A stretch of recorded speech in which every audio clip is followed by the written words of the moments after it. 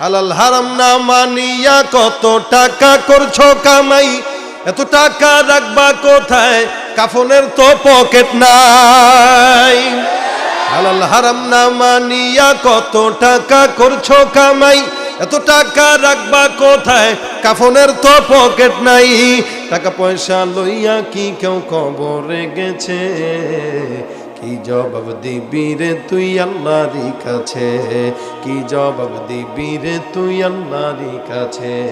ওরে মানুষ হইছ বেহুশ দুনিয়ার পিছে, কি জবাব দিবি রে তুই আল্লাহর কাছে।